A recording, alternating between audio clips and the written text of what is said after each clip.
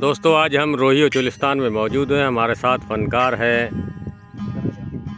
रमेश राम, घनश्याम दास, गिरधारी लाल लीलड़।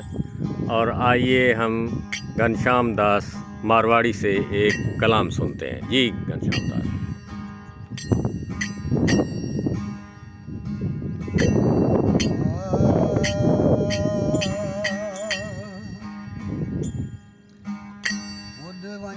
काले कावा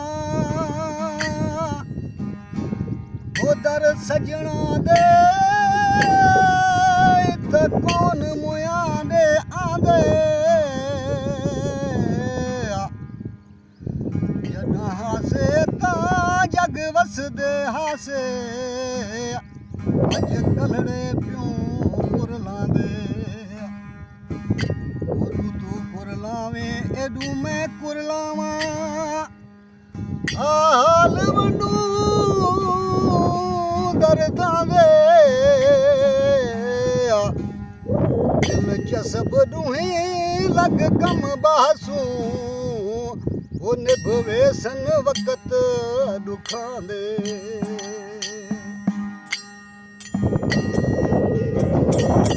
वञ वेखांगा सजना दे दर ते उद वञ वेखांगा सजना दे दर ते बंदिया देवी सब हाल करते उद वञ वेखांगा मौसम गुजर गई बेटा तूं मते चूरी मखण दी मंग रोज खमदे ए दस कहीं दे कदे कम भी आमदे ए दस कहीं दे कदे कम भी आमदे छुट्टी मैं जो गई हाँ चितड़े पत्थर ते उद वञ वेखांगा सजना दे दर ते उद वञ वेखांगा सजना दे दर ते बलकी आडेरी सब हाल करते उद वञ वेखांगा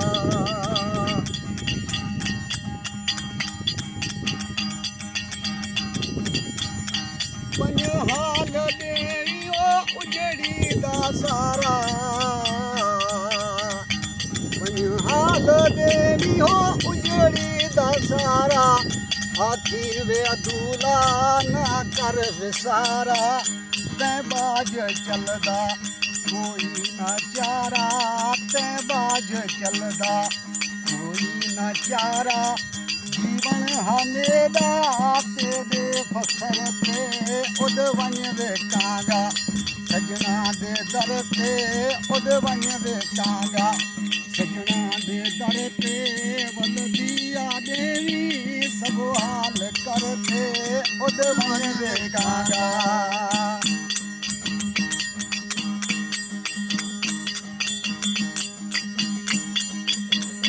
जेड़े वेले आ सजना दे सामे तू आवी सिर को झुकावी ते कदमा जा पावी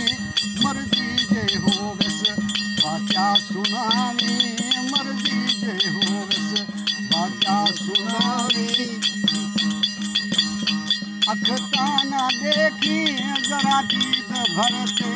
उद वञ वेखांगा सजना दे दर ते उद वञ वेखांगा सजना दे दर ते बलदिया देवी सब हाल करते उद वञ वेखांगा